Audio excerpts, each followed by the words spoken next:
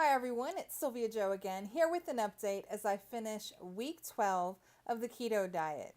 Today we're going to go over this week's results as well as discuss how sleep affects your weight.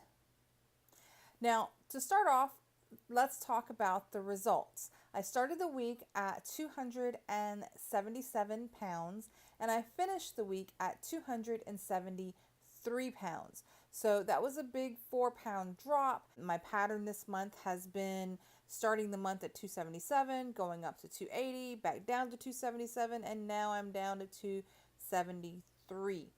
I didn't break I didn't go crazy trying to work out like a maniac. If you look at my calendar, you'll see I had 4 days in a row where I followed the eating plan, but I didn't work out. And a lot of that was due to me being tired, and I was just getting extra sleep. And I know that I've mentioned in other videos before, when it comes down to choosing between sleep and working out, sleep is my priority. So looking at my calendar, I got 4 days where I didn't work out, but I did eat well, and then 3 days back to back of working out. I did take a rest day today, and we'll pick back up with my workouts in the morning as long as I've had my sleep. So the question of the day, or the question of the week, is how does sleep affect your weight? Now, I never knew that sleep could affect your weight, but it does. Now, for the past 5 or 6 years, I have been gaining weight. No matter what I did, no matter how hard I worked out, my weight either stayed the same or I gained, and I had no clue why. And I felt ashamed. I felt ashamed. I was at a loss. I didn't know what to do. And, you didn't want to talk to anybody because everybody would, say something like it's just as easy as putting down the fork or watching your calories and stuff like that.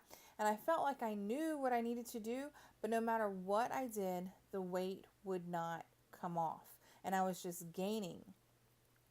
About last May or June, I started having what I thought were nightmares. I was waking up in the middle of my sleep, and when I woke up, I would be screaming. And my husband thought I was having nightmares too. I would wake up and have this sudden intake of breath that sounded like a scream. It sounded like, ah, like that. And my heart would be racing, and my legs and my arms would sometimes be numb. And it wasn't until one day I fell asleep in the living room. I fell asleep before my husband, and he watched me sleep, and he realized that I wasn't having nightmares. I wasn't breathing when I slept. And that's what was causing this sudden intake of breath when the brain woke me up and made me take in some air. And because I was going 30 seconds or more without breathing, that sudden intake of breath was sounding like a scream. Well, I went to the doctor as soon as I realized what was happening. And, I didn't know, but this has been happening to me for years. But I went to the doctor and I sat in his office and I said, well, doc, I read that if you lose weight, then this can go away.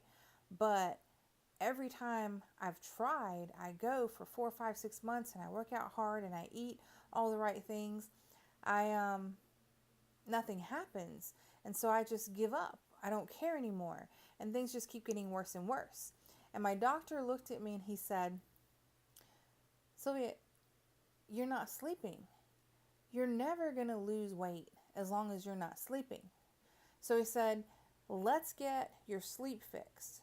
And once we get that fixed, then you can try to do all those things and you'll start to see results. So he sent me on a sleep study. I got put on a CPAP machine, and unfortunately, the sleep deprivation that I was having, I was stopping breathing 3 or 4 times or more every hour, and it was causing my sleep cycles to start over, and I wasn't getting any rest. And that Sleep deprivation combined with long periods of not breathing at all contributed to my high blood pressure. So there were a few months before I could even try to work out. But once I did, this is the first time in years that I started seeing results. And, you know, one thing that happens when you realize that something's wrong with you, like for me, it was a sleep apnea, you start researching it. And as I researched, I discovered that, yeah, sleep apnea or not sleeping, sleep deprivation, can cause you to gain weight. It can cause memory issues. It can weaken your immune system and make you more sick. It can raise your blood pressure because, when your body stops breathing, that blood flow and the circulation of oxygen to all parts of your body, it stops until your brain realizes you're not breathing and wakes you up.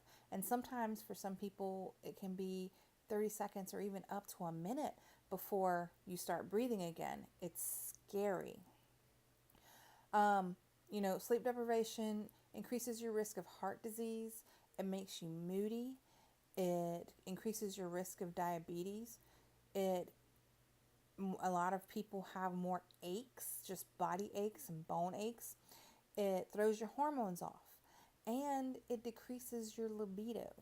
I hear people say all the time, you can sleep when you're dead, or, I'm too young to sleep. I'll sleep when I'm older, or something like that. Guys, sleep can make you less productive. Sleep affects so much. What the studies mainly show is that if you get less than 5 or more than 9, it can actually contribute to weight gain. Now, the research is out there. Get on Google, look up how sleep affects weight, and you'll find lots of information on there. I know personally, because I've been stepping on the scale every single day, I know that on days that I don't get enough sleep, my weight either stays the same or it jumps up. But on days that I get plenty of sleep, usually that's when I see my big weight drops. Sometimes I don't, but usually when I have a big weight drop, I also had plenty of sleep that week or the night before. So, my advice, if you're trying to lose weight or just be healthy, get that sleep in first and foremost. My goal is to try to get 7.5 hours. I don't get that every day, but the minimum is 6. If I have to wake up for whatever reason and I haven't had my 6 hours yet, I don't care what's happening at the gym, what's happening anywhere. I'm going back to bed and I'm getting my other hours of sleep until I have at least 6 hours of sleep.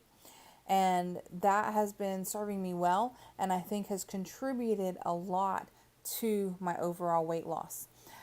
This is a really important topic for me, and so I did talk about it a little longer, but I hope that if for some reason you found any of this information useful or it helps you find a reason why you should get more sleep and get more sleep, then it was worth it to have the extra few minutes.